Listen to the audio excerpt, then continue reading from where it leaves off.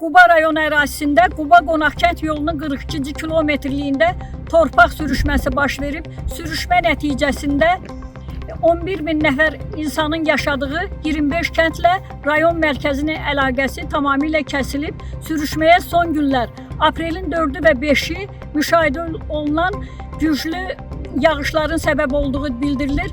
Yerli rəsmilərin bildirdiyinə görə aprelin 7-sində müşahidə olunan torpaq sürüşməsi bugün daha da aktivləşib. Bu səbəbdən piyada da olsa irəli getmək mümkün deyil.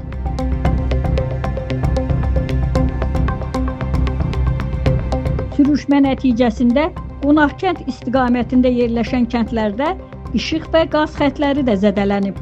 Artıq elektrik enerjisinin verilişi bərpa olunub. İnternet və qaz təsisatının bərpası istiqamətində isə işlər davam edir. Çəkiliş qrupumuz ərazidə olarkən torpaq sürüşməsinin daha da aktivləşdiyini, ötən günlə müqayisədə sürüşmənin artdığını müşahidə edib. Bu səbəbdən irəli getməyimiz mümkün olmayıb. Torpaq sürüşməsi nəticəsində görürsünüz asfalt yol necə iri parçalanıb, iri parçalanma əmələ gəlib və qarşıda yolun bu hissəsində isə iri və dərin bir yarğan əmələ gəlib. Quba rayon İcra Hakimiyyəti başçısının Güləzi İnzibati Ərazi Dairəsi üzrə nümayəndəsi Səbuhi Cəfərov bildirib ki, hazırda sürüşmə davam etdiyindən yolun bərpa işlərinə başlamaq mümkün deyil. 11 min əhali 25 kəndin tamamilə yolu bağlanıb.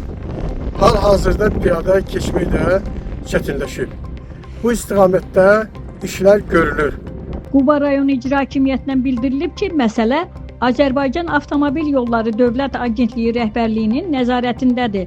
Bugün qurumun sədr müavini Əvəz Qocayevin yenidən təbii fəlakət zonasına baş çəkəcəyi deyilir. Aytəkin Alxaslı Vüqar Ağayev, Bizim Media, Şimal Bürosu.